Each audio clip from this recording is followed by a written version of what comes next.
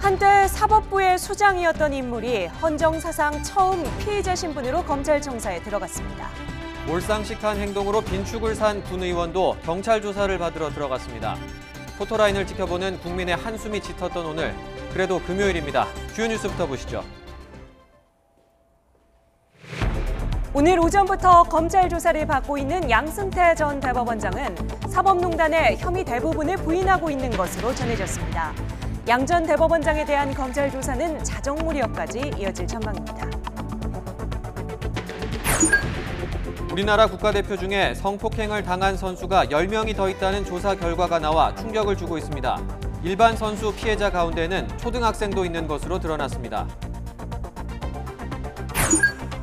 파인텍 노사 협상이 타결되면서 굴뚝농성을 벌여온 노동자 2명이 425일 만에 지상으로 내려왔습니다.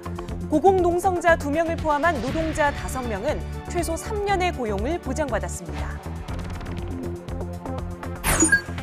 오늘 새벽 경남 통영 남쪽 바다에서 낚싯배가 화물선과 충돌한 뒤 전복돼 3명이 숨지고 2명이 실종됐습니다. 해경은 정확한 사고 경위를 조사하고 있습니다. 해외 연수 중 가이드를 폭행해 무리를 빚은 경북 예천군의회 박종철 의원이 경찰에 출석했습니다. 국민들은 집회를 열고 의장을 포함한 의원 전원이 책임지고 물러나야 한다고 목소리를 높였습니다. 청와대 불법 사찰 의혹을 불러온 김태우 검찰 수사관이 특별감찰반 재직 당시 비위를 저질렀다는 이유로 해임이 확정됐습니다. 김 수사관 측은 조사 내용이 모두 사실이 아니라며 법적 절차를 검토하겠다고 밝혔습니다. 만취 상태로 윤창호 씨를 치어 숨지게 한 가해 운전자에게 검찰이 징역 8년을 구형했습니다. 피해자 측에 사과조차 하지 않는 등 반성의 태도를 보이지 않아 중형을 구형하게 됐다고 밝혔습니다. 지난해 라돈 침대 사태에 이어 일부 온수매트에서도 기준치를 넘은 라돈이 검출됐습니다. 라돈이 검출된 온수매트는 수거 명령이 내려졌습니다. 사법농단 의혹의 정점에 있는 양승태 전 대법원장이 피의자 신분으로 지금 검찰 조사를 받고 있습니다. 강제징용 재판 개입 정황과 판사 블랙리스트 의혹에 대한 조사가 이루어졌는데 양 전 대법원장은 대부분 혐의를 부인한 것으로 전해졌습니다. 취재기자 연결해 자세한 내용 알아봅니다. 신지원 기자. 네, 서울중앙지방검찰청입니다. 네, 양 전 대법원장에 대한 조사 현재 어디까지 이루어졌나요? 네, 양승태 전 대법원장은 저녁 8시 40분쯤 검찰 조사를 마치고 현재 진술 기록을 열람하고 있는 것으로 전해졌습니다. 조사 자체는 약 11시간 만에 마무리됐지만 양 전 대법원장 측이 진술 취지에 맞게 조서가 기록됐는지 꼼꼼하게 확인하고 있는 겁니다. 오늘 조사는 서울중앙지방검찰청 15층 특별조사실에서 이뤄졌고 양 전 원장 측의 동의를 받아 영상으로 녹화됐습니다. 검찰 조사는 사법농단 수사를 주도하는 특수 일부 소속의 박주성, 단성한 부부장 검사가 진행했는데요. 전직 대법원장에 대한 예우 차원에서 검사들은 이름 대신 원장님이라는 호칭으로 양 전 원장을 부르고 필요할 경우 휴식을 하는 것으로 전해졌습니다. 네, 오늘 조사에서 검찰은 어떤 부분을 집중적으로 들여다봤습니까? 네, 양승태 전 대법원장은 박근혜 정부의 취지에 맞도록 정치적으로 민감한 재판 절차에 개입하고 그 대가로 상고법원을 도입하는 등 각종 도움을 받으려 했다는 의혹을 받고 있습니다. 이 가운데 검찰은 오는 일제 강제징용 재판에 개입한 정황과 법관 블랙리스트 의혹을 조사했습니다. 특히 가장 중대한 사안으로 고려되는 일제 강제징용 재판을 먼저 16시간에 걸쳐 조사한 것으로 전해졌습니다. 양 전 대법원장은 일제 강제징용 소송에 관해 김앤장 변호사를 만난 정황에 대해서는 기억이 없다고 말하거나 일부 법관에 대한 인사불이익 문건이 작성된 경위에 대해 실무진이 주도한 일이라는 취지로 혐의를 부인한 것으로 전해졌습니다. 검찰 출석에 앞서 열린 대법원 앞 기자회견에서 각종 의혹에 대해 편견이라고 선을 그은 것과 비슷한 입장입니다. 하지만 검찰은 양 전 대법원장이 직접 개입한 증거를 상당수 확보해 혐의 입증에는 문제가 없다고 보고 있습니다. 오늘 조사가 밤 늦게까지 이어지지는 않은 만큼 검찰은 조만간 양 전 대법원장을 다시 불러 남은 수사를 마무리할 방침입니다.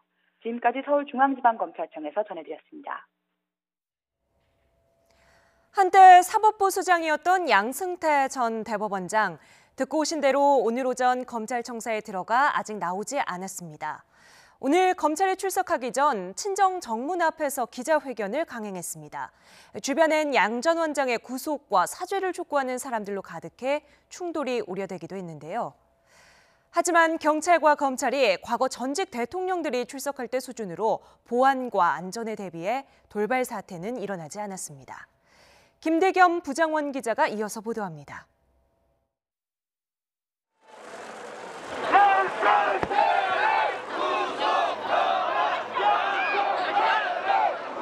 친정으로 여기는 대법원 앞에서 양승태 전 대법원장을 맞은 것은 구속하라는 구호였습니다. 정문 위아래로 양 전 원장의 구속과 사죄를 촉구하는 팻말을 든 사람들로 막혀 대법원 청사도 화면에 보이지 않았습니다. 법원 공무원 노조원 60여 명이 이른 아침부터 정문 앞을 가로막은 겁니다. 양 전 대법원장은 굳은 표정으로 회견을 이어나갔지만 거센 함성과 구호에 발언이 묻히기도 했습니다. 수사를 하는 과정에서 법원을 한번 들렀다가 가고 싶은 그런 마음이었습니다. 양 전 대법원장은 경찰이 마련해준 철제 폴리스 안에서 반대 시위자들에게 둘러싸인 채 5분 만에 회견을 마무리 지었습니다. 지난해 6월 성남 자태갑 유치원 회견 당시 여유 있었던 표정과 달리 이번 회견에는 줄곧 어두운 표정을 유지했습니다. 전날 양 전 대법원장 측이 대법원을 둘러보기까지 했지만 정작 대법원에는 어떤 요청도 하지 않아 예상됐던 결과입니다. 검찰 수사 이후 법원 재판을 염두에 두고 후배 판사들의 마음을 움직이려 한 것이 아니냐는 해석까지 나왔습니다. 절대 다수의 법관들은 국민 여러분에게 헌신하는 마음으로 법관으로서의 사명감을 가지고 성실하게 공개하고 있음을 보고 살펴주시기 바랍니다. 전임 사법부 수장의 일방적인 회견으로 출근길이 늦어진 김명수 대법원장은 국민께 미안하다는 말을 전했습니다. 일단 국민 여러분께 죄송하다는 말씀을 드립니다. 그리고 그 외에 더 다른 말씀을 드리는 것은 지금으로서는 적절하지 않은 것 같습니다. 죄송합니다. 헌정사상 처음으로 검찰에 소환되며 검찰 포토라인은 그냥 지나쳤을지 모르지만 친정인 대법원 앞 회견 강행은 사법부 수장을 떠난 뒤에도 아직도 제왕적인 태도란 지적도 나옵니다. YTN 김대겸입니다. 대법원 앞 기자회견을 마친 양승태 전 대법원장이 검은색 승용차에 오르자 경찰들이 달려나와 6차선 도로 전체를 가로막습니다. 곧이어 사거리 한복판에선 교통경찰들이 신호를 통제합니다. 대법원에서 서울중앙지검 청사까지는 직선거리로 400여 미터, 양 전 대법원장을 태운 차량이 이동하는데 채 3분이 걸리지 않았습니다. 경찰의 삼엄한 호의 못지않게 검찰은 과거 전직 대통령 조사 당시 수준으로 청사 보안을 강화하며 전직 대법원장을 기다렸습니다. 일반인의 청사 출입을 전면 통제하는 한편 취재진에게도 일일이 비표를 배부하고 보안 검색도 철저히 이뤄졌습니다. 구속하라! 구속하라! 구속하라! 앞서 양 전 대법원장의 기자회견 전 대법원 앞에서는 수백 명의 찬반 시위자들이 뒤섞이면서 혼란을 빚었지만 2중 3중으로 세워놓은 철제 폴리스 라인을 가로막혔습니다. 왜 여기 가르려고 문 닫혀있는데 2m만 자꾸 마찰이 생기. 전직 사법부 수장의 첫 검찰 출석길. 대법원 정문 앞 회견 강행과 각종 집회로 긴장감이 감돌았지만 우려했던 충돌 없이 검찰 조사까지 이어졌습니다. YTN 부장원입니다. 정치권도 양 전 대법원장을 향해 사법농단의 책임을 지고 국민 앞에 사죄하라고 촉구했습니다. 자유한국당만이 문재인 정부는 사법장악을 중단하라며 정반대의 반응을 보였습니다. 최기성 기자의 보도입니다. 여당인 더불어민주당은 양승태 전 대법원장이 잘못을 인정하고 책임을 져야 한다고 목소리를 높였습니다. 홍영표 원내대표는 이번 소환 조사가 국가적으로 참 불행한 일이라면서도 사법부 신뢰를 회복하는 계기가 돼야 한다고 말했습니다. 우리 사법부를 위해서라도 진실을 밝히고 거기에 맞는 책임을 져야 된다고 생각합니다. 양 전 대법원장이 검찰 소환에 앞서 대법원 청사 앞에서 입장을 발표한 것에 대해서도 쓴소리가 쏟아졌습니다. 더불어민주당 박주민 최고위원은 전두환 전 대통령의 골목 성명보다 심한 것이라며 양 전 대법원장 본인이 재판에 넘겨졌을 때를 대비해 법원에 어떤 메시지를 전달하기 위한 부적절한 행동이라고 꼬집었습니다. 바른미래당 김관영 원내대표도 양 전 대법원장이 책임질 것은 책임져야 한다며 법원의 신뢰 회복 방안을 마련할 것을 주문했습니다. 검찰도 철저한 진상 규명을 해야 할 것입니다. 또 소환되는 양승태 전 대법원장도 사법부를 구한다는 심정으로 사실 규명에 철저하게 협조해야 할 것입니다. 민주평화당은 양 전 대법원장이 대법원 앞에서 기자회견을 열어 쇼하고 갈 때냐며 국민 앞에 사죄하라고 촉구했고, 정의당은 양 전 대법원장을 당장 구속 수사해야 한다고 주장했습니다. 하지만 자유한국당은 박근혜 정부 시절에 이른바 사법농단 사건으로 촉발된 양 전 대법원장의 검찰 소환에 대해 전혀 다른 반응을 보였습니다. 판사 출신이기도 한 나경원 원내대표는 다른 율사 출신 의원들과 함께 사법 장악 저지 특위까지 뿌리며 정부를 비난했습니다. 사법부가 한쪽 이념으로 편향되는 피해가 국민들에게도 고스란히 영향을 미치고 고스란히 피해가 국민들에게 돌아올 것이라는 말씀을 드리면서 자유한국당은 한 발 더 나아가 김명수 대법원장의 사퇴까지 요구한다는 입장이어서 전직 대법원장의 검찰 수사를 둘러싼 정치권 논란은 더욱 커질 것으로 보입니다. YTN 최기성입니다.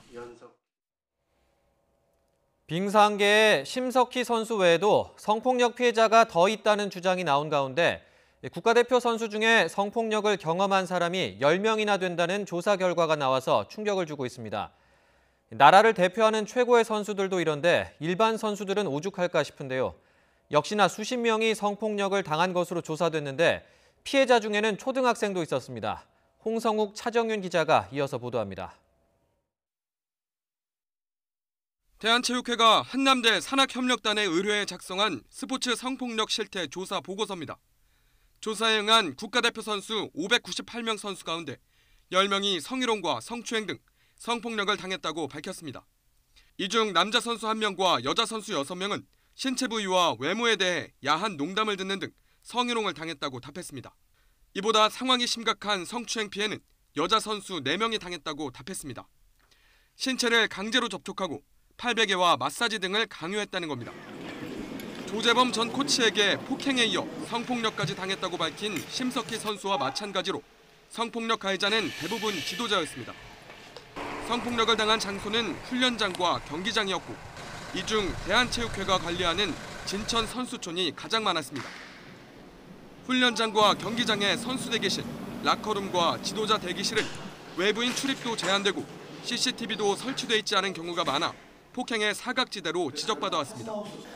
대한체육회는 CCTV를 설치하고 라커룸에도 비상벨을 설치한다고 밝혔지만 사후 약방문이라는 지적입니다. 사전에 신고할 수 있는 경로라든지 그런 것들 다 안내를 해주고 교육을 조사를 했습니다. 그래서 사후에는 지금 저희가 무기명 조사이기 때문에 누구지 확인은 좀 어려운 상황입니다. 그렇죠.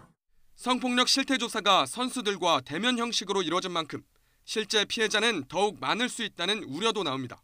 피해를 신고하지 않는 이유는 해결되지도 않을 거고 괜히 또 소문만 나서 내가 선수생활을 더 이상 못하게 되면 하는 그런 두려움이 신고를 안 하게 하는 그런 요인인 것 같습니다. 피나는 노력 끝에 국가대표가 돼서도 성폭력의 손길에서 벗어나지 못한 선수들. 정부와 체육회의 국가대표 선수에 대한 관리와 관심이 얼마나 부족했는지 보여주고 있습니다. YTN 홍서욱입니다. 국가대표가 아닌 일반 선수 1000여 명 가운데 성희롱을 포함한 성폭력 피해를 입었다고 응답한 선수들은 모두 58명으로 전체의 5.4%에 달합니다. 이들이 겪었던 피해 횟수는 117번. 한 사람당 2번이 넘는 꼴로 상습적으로 성폭력을 당한 겁니다. 유형별로 살펴보면 응답한 남자 선수 39명 가운데 74%인 29명이 성희롱을 겪은 적이 있었고 18%인 7명이 신체 접촉 등 강제 추행을, 나머지 8%가 성폭행을 당한 것으로 나타났습니다. 여자 선수 31명 중에서는 64%에 달하는 20명이 성희롱, 나머지 10명과 1명이 각각 강제추행과 성폭행을 당한 것으로 드러났습니다. 피해 선수들은 가해자들이 강제로 자신의 옷을 벗기거나 타인의 신체를 만지도록 강요한 적도 있다고 답했습니다. 성폭력 유형 중 8%에 달하는 성폭행 피해자 중에는 초등학생 선수도 있어 더욱 충격을 던져주고 있습니다. 남자 초등학생 3명이 운동부에서 두려움이나 위협, 폭력 등으로 강제적인 성행위를 당한 경험이 있는 것으로 나타났습니다. 전문가들은 일반 선수들이 국가대표 선수보다 성폭력에 더욱 많이 노출돼 있지만 제도적인 보호를 받지 못하고 있다며 이를 위한 보완이 필요하다고 지적합니다. 국가대표는 대한체육회가 인권센터 같은 거 운영하면서 지속적으로 모니터링도 하고 교육도 하고 그다음에 사례 접수도 계속 받고 상담도 해주고 하는데 일반 선수들은 그게 없어요. 대한체육회가 관리가 안 됩니다. 대한체육회에 등록된 일반 선수는 모두 9만 7천여 명. 정부의 무관심 속에 국가대표를 꿈꾸며 땀 흘리는 선수들이 성범죄 사각지대에 놓인 채 방치되고 있습니다. YTN 차정은입니다. 최근 불거진 체육계 성폭력 사태와 관련해 정부가 긴급회의를 열고 피해자 신변 보호와 엄정 수사 방침을 밝혔습니다. 폭로가 나온 지 4일이 지난 뒤인데요. 성폭력 주무부처인 여성가족부의 대처가 너무 늦은 게 아니냐는 지적이 나옵니다. 김정회 기자입니다.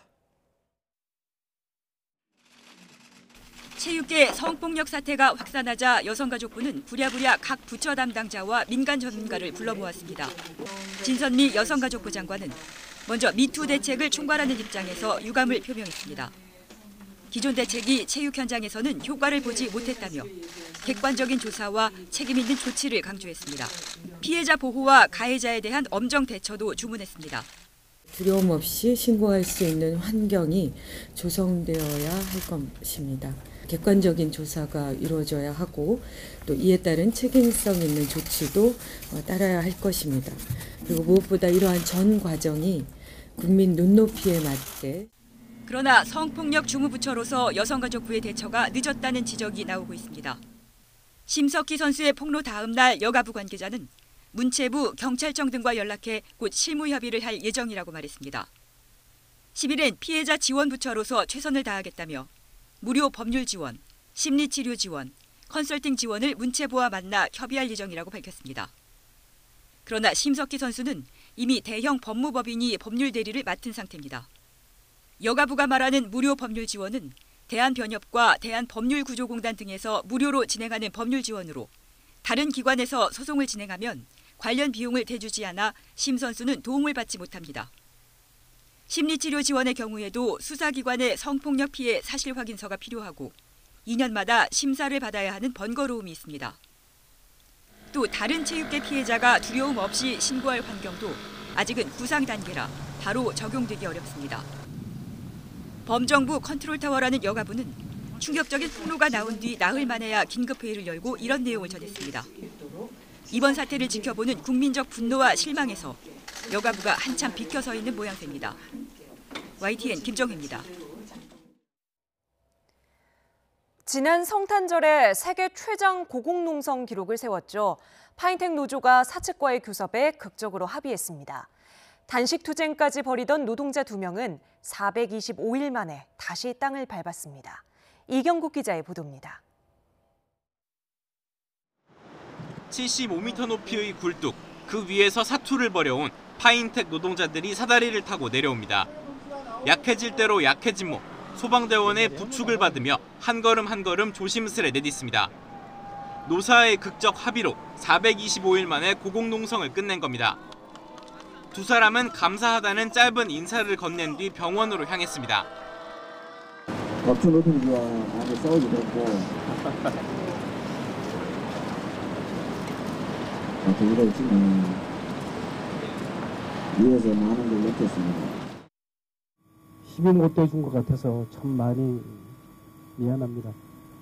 함께 해주신 전국의 수많은 분들께 이 자리를 빌어서도 감사하다는 말씀을 드리겠습니다. 종교계의 중재로 노사가 지난달 처음 만나기까지 걸린 시간만 411일. 해를 넘겨 이어진 교섭은 서로의 견해 차이만 확인하는 자리였습니다. 직접 고용을 요구하는 노조와 강성노조원을 받을 수 없다는 사측의 대립은 파열 양상을 보이기도 했습니다. 직접 고용을 요구했지만 이거는 절대 불가한 사항이었고 김세건 대표가 그럼 파인텍을 가동을 하는데 대표를 하라. 이것도 마지막 교섭이 될 거라며 선을 그은 채 재개된 6번째 교섭. 노사는 20시간 넘게 이어진 마라톤 협상 끝에 합의를 끌어냈습니다. 아침까지 여러분들이 노고해 주시고 연대해 주셔서 대단히 고맙습니다. 모 회사 스타플렉스의 김세권 대표가 파인텍 대표를 겸임하기로 했고 고공농성자 2명을 포함한 노동자 5명은 최소 3년의 고용을 보장받았습니다. 이들은 6개월의 유급 휴가 기간을 가진 뒤 오는 7월 정상 가동될 파인텍 공장에서 업무를 시작합니다. YTN 이경국입니다. 파인텍 노사가 손을 맞잡기까지 너무 긴 시간이 흘렀습니다. 2번의 굴뚝농성과 무기한 단식 투쟁, 6차례 협상에 이르기까지 파인텍 사태 일지를 차유정 기자가 정리했습니다. 파인텍 노사 갈등의 시작은 오랜 시간 전으로 거슬러 올라갑니다. 지난 2010년 파인텍 노동자들이 원래 일했던 한국합섬의 새 주인이 된 스타플렉스. 하지만 1년 7개월 만에 경영난을 이유로 공장 문을 닫으면서 노사 간 충돌이 본격화합니다.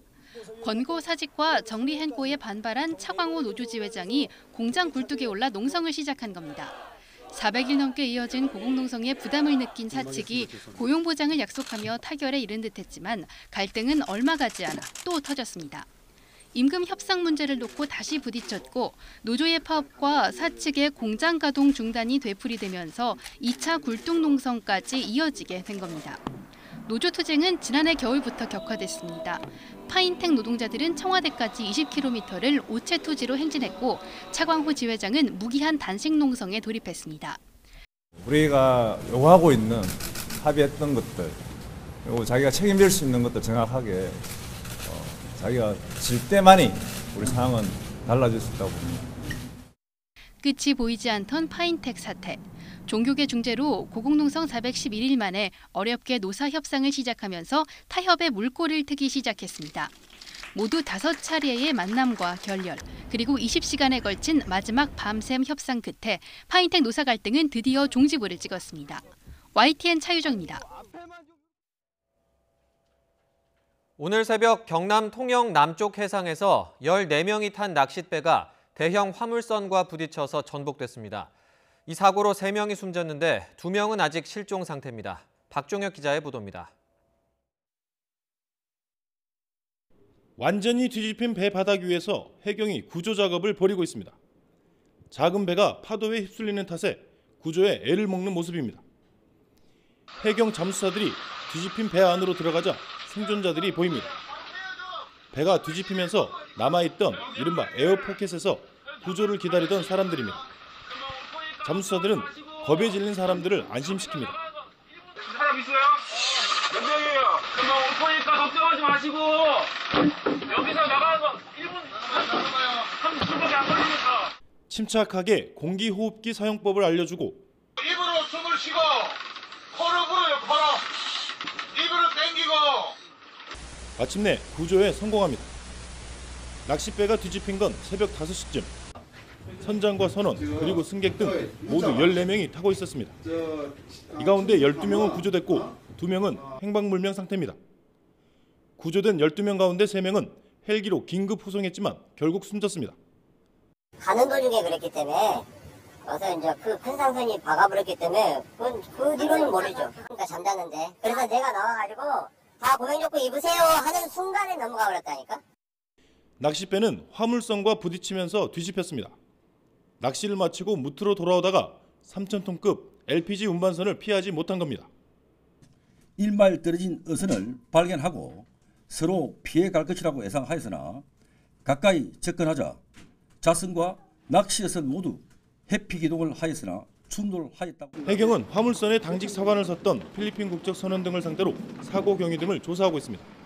또 낚싯배도 조업이 금지된 공해에서 영업했는지 확인하고 있습니다.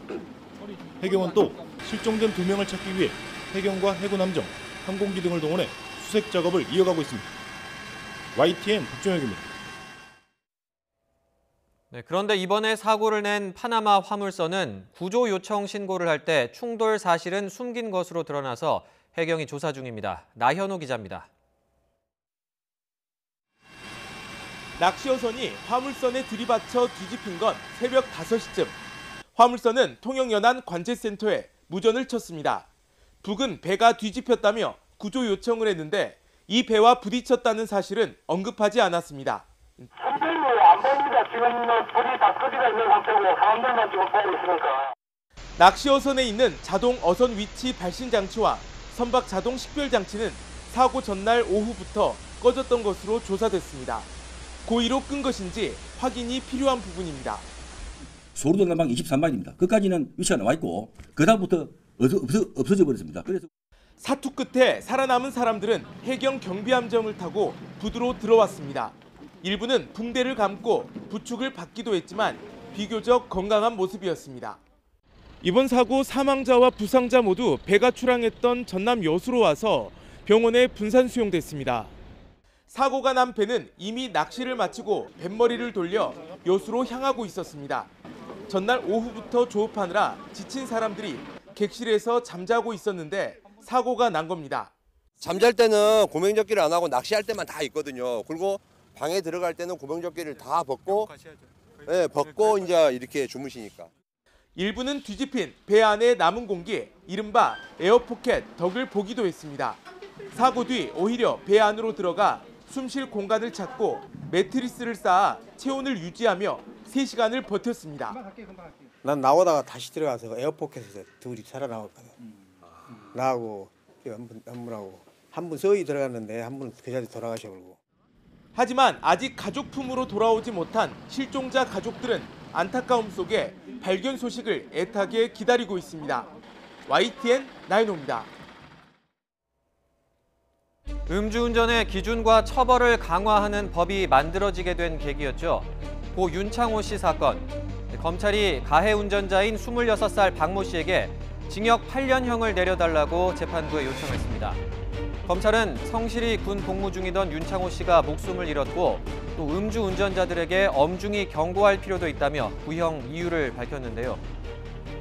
또 가해자가 지인과 주고받은 문자를 보면 사고 보험금으로 쇼핑을 가겠다거나 자신을 비난하는 사람들의 자료를 모아놨다가 잠잠해지면 책임을 묻겠다고 하는 등 진심으로 반성하는 태도로 보이지 않는다고도 지적했습니다. 재판에 증인으로 나온 윤창호 씨의 아버지는 사고 이후 사는 게 지옥일 정도로 가정이 풍비박산났다며 죽어서 아이를 만날 때 부끄럽지 않게 엄벌해달라고 말했습니다. 윤창호 씨의 친구 역시 술을 마시고 운전대를 잡아 사람을 친 건 실수가 아닌 명백한 범죄라며 가해자를 엄히 벌해달라고 호소했습니다. 최후 진술에서 자신이 사고로 사망했어야 한다는 생각도 했다는 박 씨는 유족에게 사과하고 반성한다며 고개를 숙였는데요. 오늘 재판에서는 사고 당시의 정황이 공개되기도 했습니다. 검찰은 당시 블랙박스를 보면 가해 운전자가 사고 순간에 옆에 탄 여성과 딴짓을 하다가 사람을 친 것으로 보인다고 밝혔습니다.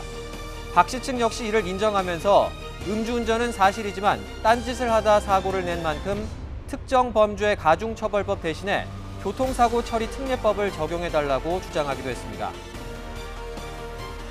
음주 때문에 운전을 제대로 못한 게 아니라 한눈 팔다가 딴짓하다가 사고 낸 거면 그때는 위험운전치사상이 아니라는 거죠. 네. 특가법이 아니고 교통사고 처리 특례법과 도로교통법 위반, 즉 교통사고와 음주운전 그걸 합치게 되면은 최고 형량이 징역 6년밖에 안 됩니다. 상대편 그 변호인이 주장하는 것은 최고가 6년이다. 그러니까 그보다 밑으로 처벌해달라 그런 것을 노리는 것 같습니다. 네, 보통 검찰 구형량보다는 실제 선고 형량이 적게 나오는 경우가 많습니다. 우리 사회에 만연한 음주운전에 경종을 울리면서 이름을 딴 법까지 만들어졌지만 정작 윤창호 씨 본인의 사건은 법이 만들어지기 전의 일이라서 윤창호법 적용이 안 되는데요. 유족의 아픔을 헤아리고 이번 사건이 가지는 의미를 생각했을 때 적어도 많은 이들이 수긍할 수 있는 선고 결과가 나오길 기대해 보겠습니다.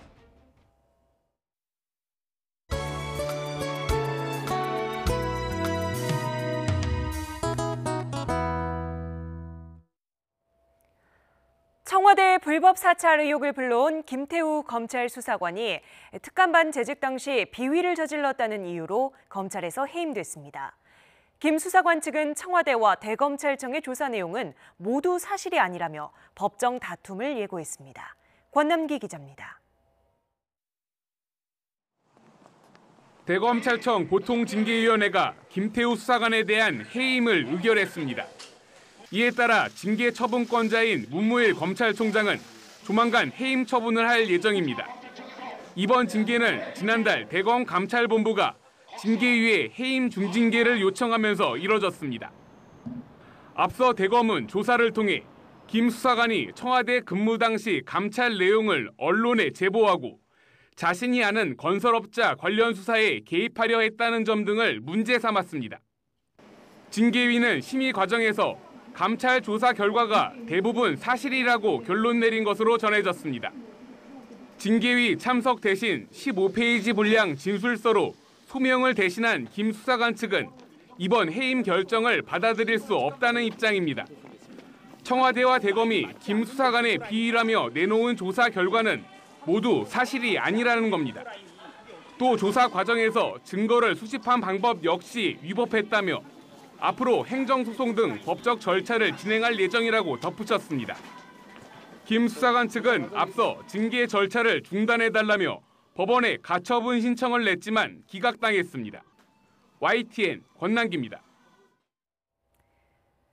해외 연수 도중 가이드를 폭행한 사실이 드러나 물의를 빚은 경북 예천군의회 박종철 의원이 경찰에 출석했습니다. 지역 주민들은 박 의원과 함께 나라 망신을 시킨 의원 전원이 물러나야 한다며 목소리를 높였습니다. 이윤재 기자가 보도합니다. 경북 예천군의회 박종철 의원이 국민 앞에 머리를 숙였습니다. 해외 연수 중 버스에서 가이드를 폭행한 혐의로 경찰에 출석하는 자리입니다. 가이드 폭행 사실은 인정했지만 때린 이유, 사퇴 의사를 묻는 말에는 준비한 대답만 반복했습니다. 폭행한 사실은 그럼 인정하고 계십니까? 예, 인정합니다. 그 때리기 전까지 어떤 일들이 그 전에 있었던 거예요? 조사해서 답변드리겠습니다. 경찰은 박 의원을 상대로 가이드를 폭행하게 된 과정, 경비 사용 문제 등을 집중적으로 캐물었습니다. 박 의원 소환에 앞서 주민들은 집회를 열고 의장을 포함한 의원 전원이 책임지고 물러나야 한다고 외쳤습니다. 부끄러운 군의원을 뽑아 국민에게 죄송하다며 108배를 하기도 했습니다. 국민들의 여러 같은 퇴진 요구에 외면할 시에는 즉각 주민 소환제를 절차를 진행할 것을 강력하게 경고한다. 경찰 조사와 주민들의 항의가 이어지고 있지만 군의원들은 묵묵부답입니다. 사퇴 요구에 눈을 감고 관심이 꺼지기만을 바라는 군의원. 군의원을 잘못 뽑았다며 대신 사죄하는 주민의 목소리는 이들에게 그저 바람에 스쳐가는 남의 말에 불과한 것은 아닌지 의심스럽습니다. YTN 이윤재입니다. 박종철 의원은 6시간 반 동안 경찰 조사를 받은 뒤 집으로 돌아갔습니다. 박 의원은 가이드를 때린 것에 대해 대부분 혐의를 인정한 것으로 알려졌습니다. 폭행한 이유에 대해서는 가이드가 다른 의원들에 대해 험담을 해 손찌검했다고 진술한 것으로 전해졌습니다. 해외 연수 비용 등에 대해서는 잘못 사용한 것은 없다고 말했습니다. 경찰은 박 의원에 대해 상해죄를 적용해 검찰에 넘길 계획입니다.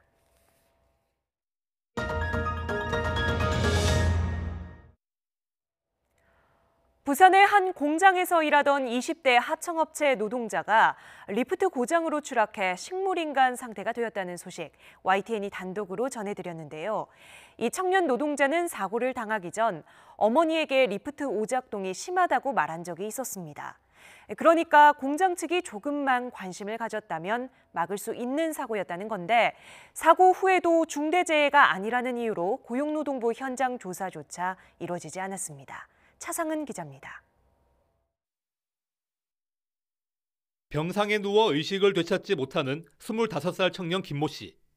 부산의 한 공장에서 하청업체 노동자로 일하다가 리프트 추락 사고를 당해 식물인간 상태에 빠진 지 5개월째입니다.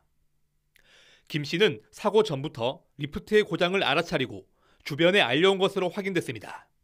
엄마 리프트를 조심해야 되겠더라 이래요. 리프트가 오작동이 일어나서 왜 그 말을 그렇게 신중하게 못 들었나 너무 후회스럽고 그랬어요. 공장 측이 평소에 관심을 가지고 작업자의 안전을 확보했다면 막을 수 있었던 사고인 셈입니다.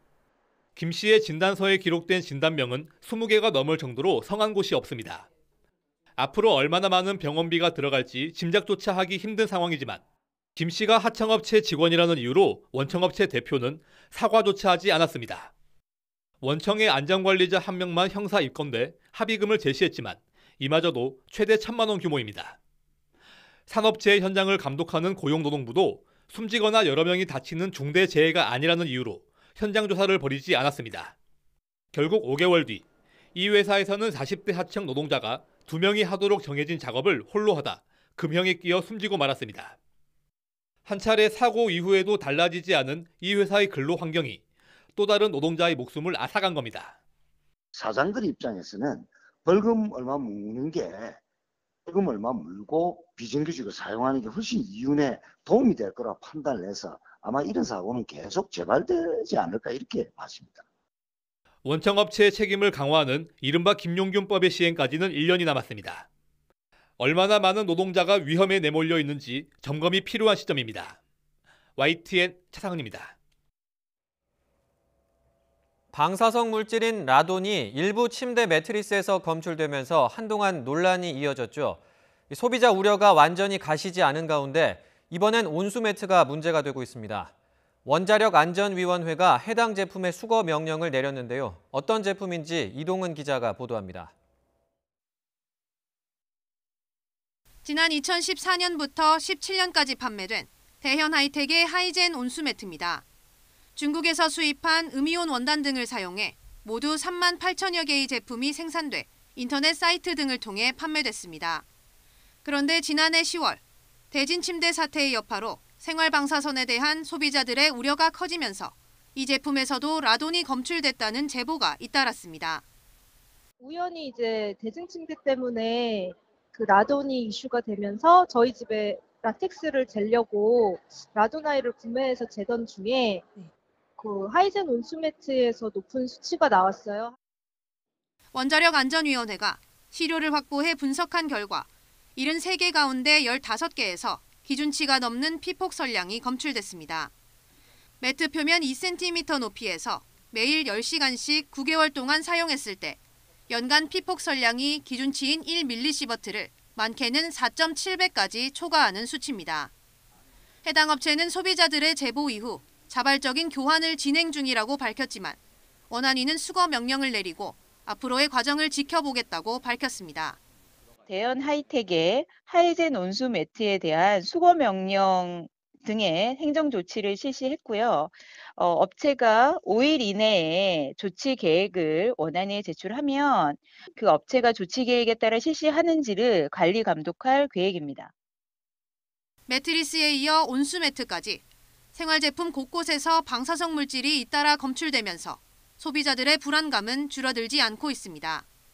YTN 사이언스 이동은입니다. 문재인 대통령이 어제 저녁은 여당 소속 장관과 오늘 낮에는 여당 원내 지도부와 잇따라 식사를 함께했습니다.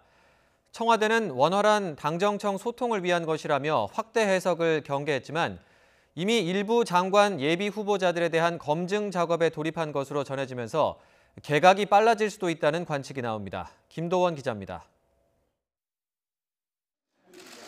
문재인 대통령이 더불어민주당 홍영표 원내대표를 포함해 여당 원내 지도부를 청와대로 초청했습니다. 문 대통령은 예산안 처리와 국정과제 입법 등 지난해 성과를 격려하고 새해에도 민생 입법, 권력기관 개혁을 위해 협조를 당부했습니다. 전날에는 문 대통령 부부와 여당 소속 장관들이 만찬을 함께했습니다. 유은혜 부총리, 김부겸 장관, 김영춘 장관, 김현미 장관 등 전현직 의원 또는 지역위원장인 장관 9명이 참석했습니다. 노영민 비서실장과 신임 청와대 참모들도 동석했습니다. 지난달 말 국무위원 송년 만찬이 있었는데 이번에 여당 출신 장관만 다시 모은 건 눈에 띄는 대목입니다. 정치인 출신 장관들이 총선 준비를 위해 설 연휴쯤 교체될 수 있다는 관측이 나오고 있는 터라 개각을 앞둔 사실상의 고별 만찬 아니냐는 해석도 나왔습니다. 김의겸 청와대 대변인은 당정청의 원활한 소통을 위한 자리였다면서 이미 임종석 전 비서실장 때부터 제안됐던 행사라고 선을 그었습니다. 하지만 청와대 안에서도 이럴 때 만찬이 열린 걸 오비일학으로만 볼 수 있겠냐는 말이 나오는 등 개각과의 연관에 관심이 쏠립니다. 한 참석자는 농담처럼 우리는 국회로 복귀할 사람들이라는 말이 나오기도 했다고 전했습니다. 정치권에선 청와대 개편이 빠르게 마무리된 만큼 내각 개편도 당겨질 수 있다는 관측이 나옵니다. 이와 관련해 여권 관계자는 이미 일부 장관 예비 후보자들에 대한 검증 작업에 착수한 것으로 안다며 개각이 예상보다 빨라질 수도 있다고 말했습니다. 다만 인사청문회를 거쳐야 하는 내각 후보자는 훨씬 철저한 검증을 거쳐야 하기 때문에 설 연휴 전에 개각을 단행하기는 쉽지 않을 거라는 의견도 적지 않습니다. YTN 김도훈입니다. 네, 전깃줄 타는 원숭이 지금 화면으로 보고 계신데요. 한두 마리도 아니고 때로 이렇게 이동하는 모습이 일본에서 포착됐습니다. 왜 이러는 걸까요? 도쿄에서 황보현 특파원이 보도합니다. 높이가 10m 가까이 되는 전선 위에 일본 야생 원숭이들이 빼곡합니다. 아래 전선을 밟고 위 전선을 잡고 어디론가 이동하는 겁니다. 어림잡아도 30마리가 넘습니다.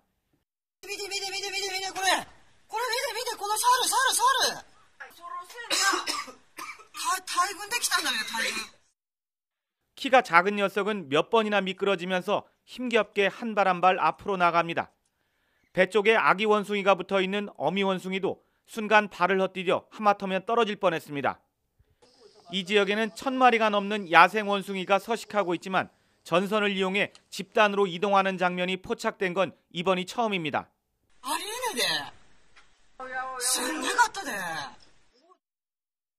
전문가들은 특이한 이동 방식을 두고 다양한 해석을 내놨습니다. 우선 전선 아래 수북이 쌓인 눈에 주목했습니다. 본래 원숭이도 추위를 싫어하기 때문에 눈을 밟지 않으려고 전선을 이용했을 가능성이 있다는 얘기입니다. 非常に興味深いですね。これが移動手段なのか、下の方が結構雪積もってますもんね。 농작물을 마구 먹어치워 주민들이 쫓아내는 일이 많아 이런 주민들을 피하기 위해서라는 해석도 나왔습니다. 人から追い払いされたり、そういった危険性があるので電話線を使うことによって安全に移動できる手段かと思います. 원숭이 피해를 막기 위해 주민들이 전기 울타리를 설치한 밭이 많은데 원숭이들이 전선을 타고 그 안으로 들어가는 방법을 터득했고 그런 경험으로부터 이런 이동 방식이 생겼다는 흥미로운 분석도 제기됐습니다. 해석은 분분하지만 원숭이들의 진귀한 행렬은 사람과 추위에 견디기 위한 힘겨운 겨울나기가 그 배경에 있는 것은 분명해 보입니다. 도쿄에서 YTN 황보현입니다. 황교안 전 국무총리가 자유한국당 지도부에 입당 의사를 밝히고 다음 달 전당대회 출마를 저울질하고 있습니다. 한국당 김용태 사무총장은 YTN과의 통화에서 황 전 총리가 김병준 비상대책위원장과 만났고 이 자리에서 입당 뜻을 전했다고 밝혔습니다. 입당 시기는 당과 조율하기로 했지만 다음 달 27일 열리는 전당대회 출마 얘기는 회동 자리에서 나오지 않았다고 덧붙였습니다. 친박과 대구 경북 지역의 압도적인 지지를 받는 황 전 총리의 입당이 임박하면서 당권 구도에도 변화가 예상됩니다.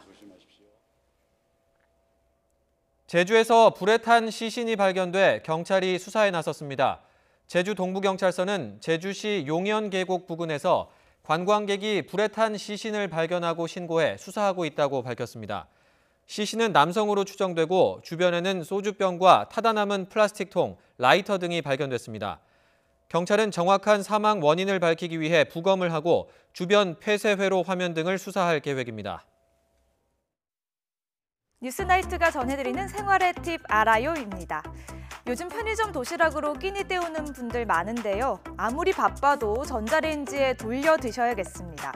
이 도시락을 전자레인지에 넣고 돌리면 세균이 무려 99%나 제거된다고 하는데요. 서울시 보건환경연구원이 편의점 도시락 20종을 사서 실험한 결과입니다. 이 도시락 자체에서 위험한 세균이 발견된 것은 아니지만 전자레인지에 돌리면 좀 더 안전하게 먹을 수 있겠죠. 최근 산후조리원에서 호흡기 관련 바이러스 일명 RSV 감염 사례가 잇따르고 있는데요. 주요 증상으로는 콧물과 기침, 발열 등이 있습니다. 기침이나 콧물 등의 증상을 보이는 아이들은 격리하는 게 최선이고요. 주로 침을 통해 바이러스가 전파되기 때문에 집단 감염 위험이 있는 산후조리원에서는 손 씻기 등의 예방에도 주의하셔야겠습니다. 만 60세 이상의 국민연금 수급자가 급한 자금이 필요할 때 이용하는 실버론. 지금까지 최대 750만 원을 빌릴 수 있었는데요. 올해부터는 1,000만 원으로 빌릴 수 있는 돈이 더 늘어납니다. 전월세 자금이 오른 현실 등을 종합적으로 반영한 것이라고 하는데요. 이자율도 연 2.05%로 상대적으로 저렴하다고 하니까요. 필요하신 분들은 꼼꼼히 따져보고 이용하시기 바랍니다. 올해부터 장애인의 건강검진에 정부 지원이 강화됩니다. 지난해 서울과 대전, 경남에 만들어진 장애인 보건의료센터를 올해 3곳을 더 만들고요. 또 보건소 등의 장애인 구강진료센터를 마련하고 재활병원도 추가로 건립한다고 하니까요. 필요하신 분들께 큰 도움이 됐으면 좋겠습니다. 최고의 겨울 축제로 꼽히는 화천 산천어 축제. 지난 5일에 개막해 지금까지 60만 명이 다녀갔다고 하는데요. 빈손으로 돌아가는 분들이 없게 하려고 이번 주말과 휴일, 평일보다 더 많은 산천어를 방류한다고 합니다. 좀 더 많은 사람들이 낚시의 즐거움을 만끽할 수 있을 것 같은데요. 제3 낚시터도 추가로 개방한다고 하니까 나들이 계획 세워보시면 어떨까요?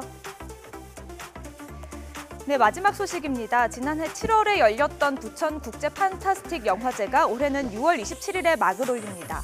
이 단편은 3월 29일까지, 장편은 4월 30일까지 출품을 받는다고 하는데요. 올해는 SF 콘셉트가 더 강화된다고 하니까 이 독특한 영화들을 많이 만날 수 있을 것 같아 기대됩니다. 지금까지 알아요였습니다.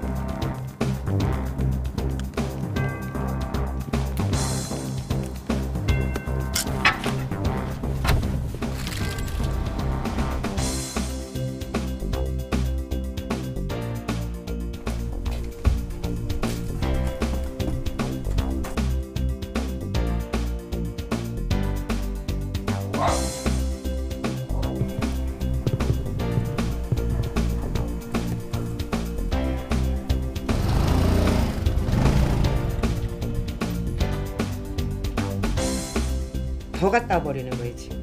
저 안에서도 나오면서 다 저러고 그냥 부셔놓고만 갔고, 저 안에서 나오면서 그냥 휙 나오면서 휙 이사 가면서 휙.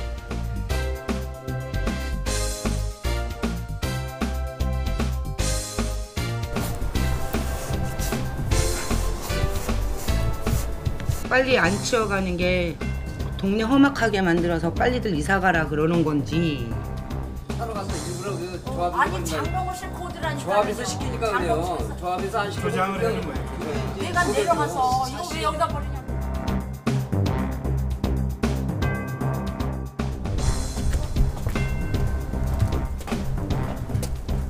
왜 이렇게 안 치워가는 거예요?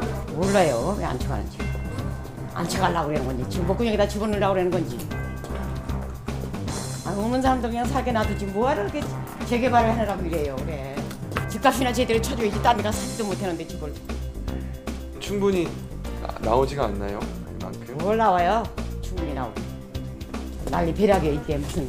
아유. 이 쓰레기가 여기 막 산더미가 됐거든요. 이들이 이쪽으로 왔어요. 사람 마음이 그래요. 아유.